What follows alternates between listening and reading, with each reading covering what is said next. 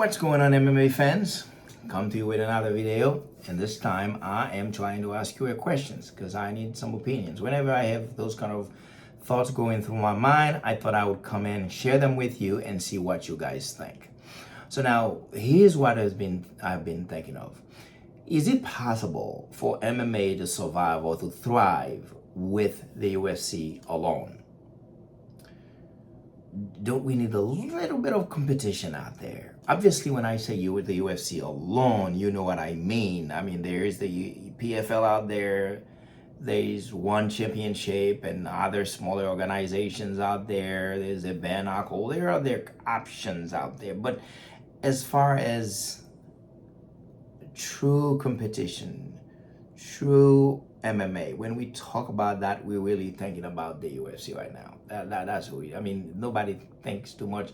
If you ask most people who fought in the last PFL fights, they wouldn't know. I mean, when it's the UFC. I mean, there's no question about it. It's the UFC. But is it possible that is this a model that can survive? And in my opinion, I think it's at least problematic. And this is not a criticism for the UFC or for TKO or for Dana White. As a matter of fact, if I have anything, for these guys would be to praise them. Obviously, in a market that is so hard, it seems, to grow on a successful MMA business, they have been able to thrive. So I don't care what you think of Dana White, but I think anybody out there who has any intention of being involved in mixed martial arts or possibly in any combat sport, Dana White would be a great person to emulate, or in any business. I think he's a great person to learn from instead of talking shit about. Really, I mean it, because for them to start where they came from, to come where they come from, and to be where they are at right now, and obviously, as I say, I think it's a little problematic, at least for the fighters. But it's not their fault.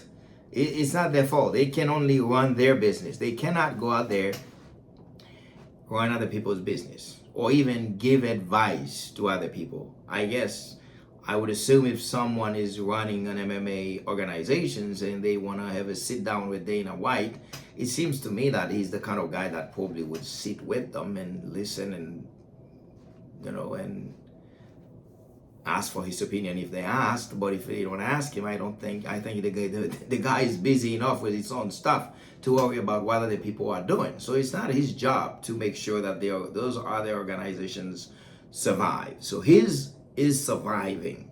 But now, can the UFC accommodate all those fighters out there? There's so many fighters in all those countries, in Russia, in the US, and in Brazil, all over South America, and Central America even. So in Africa, there are fighters everywhere nowadays, and good fighters, talented fighters in Europe, everywhere. So can the UFC hold on all these guys? Obviously, it's beautiful. It's great for the UFC to have such a deep pool of so many talented fighters.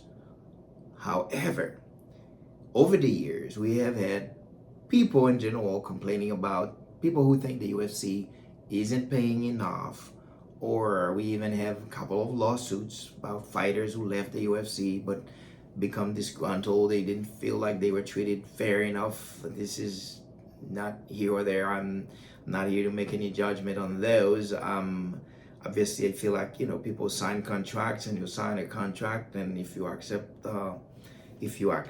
the conditions, then that's what it is. But I'm thinking the less options you have, the less leverage also you would have in negotiating a contract. That's I think fair. That's a fair statement.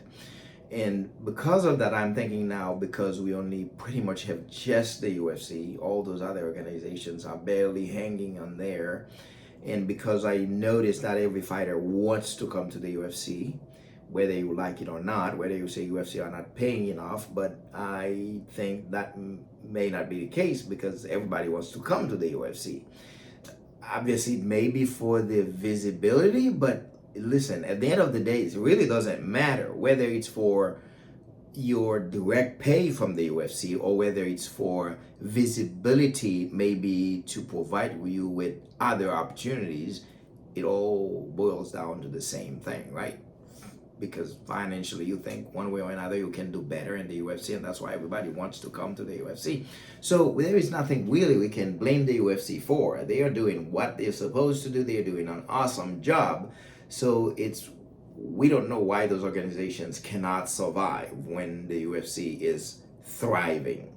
But now my concern is, if fighters sometimes were already unsatisfied with how they were being treated, or whether that's fair or not, it's not the question. But I think there is a higher potential for this to happen right now, and the main reason is because you have certain people who are not too focus, I would say, or they wouldn't care whether they become a champion or not at the end of their career. Maybe because they don't have the level of talent that it would take, or discipline it would take, to actually become a champion. Or maybe because some people obviously have different priorities, or manage their lives differently, manage their finances differently.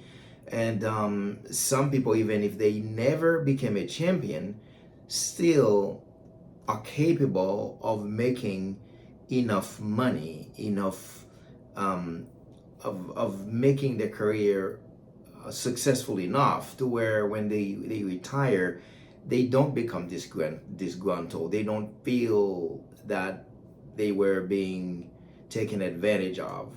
Because most of the time you're gonna feel a certain way if you retire and you book. So you're gonna feel naturally, and I'm not saying maybe that's the case is because the organization didn't treat you properly, but it is possible also it's because maybe you didn't manage your resources or your pays, whatever it is, you didn't manage it properly, and to where at the end of your career then you're broke. And naturally, it's a natural human thing that we tend to do. Unfortunately, when we fall short, we blame other people. So all these are possibilities, okay?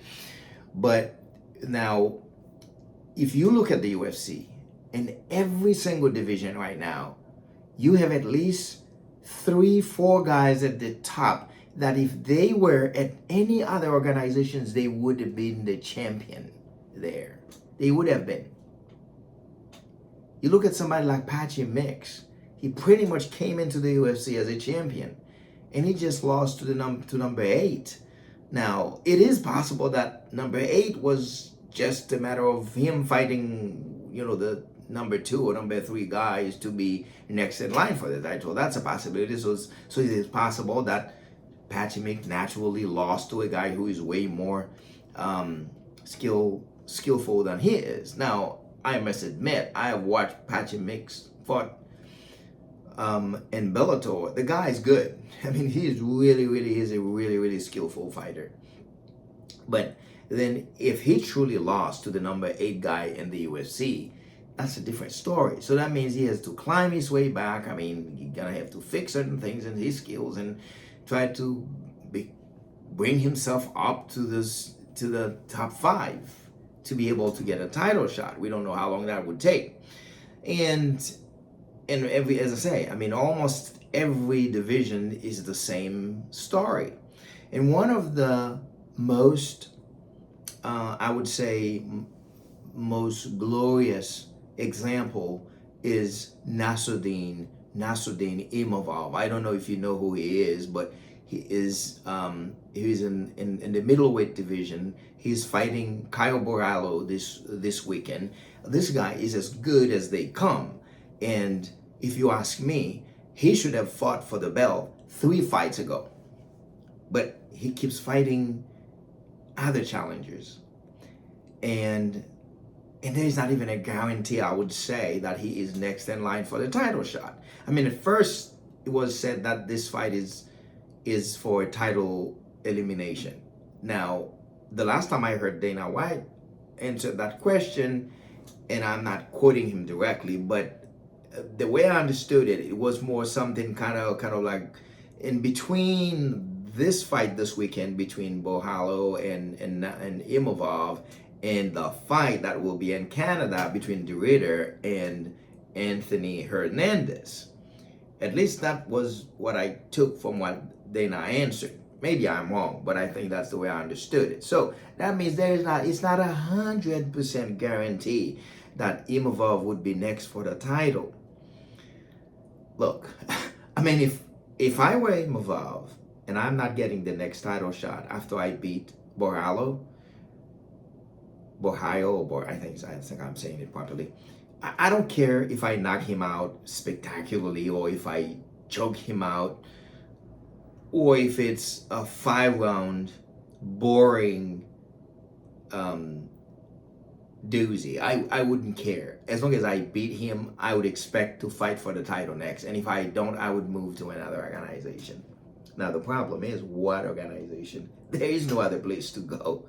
I mean, everybody is trying to come to the UFC. Why would you leave? So he has to stay here. And we all know your prime in combat sport is really, really short. We've seen it with people like Tony Ferguson. I mean, look, you're talking about the guy who left the UFC with a hole in his heart. The man wanted to be a champion so badly. Thank God he at least became the interim champion at some point. But bad luck or whatever you call it, but the man never became the champion and never even had a chance to fight for the undisputed champions.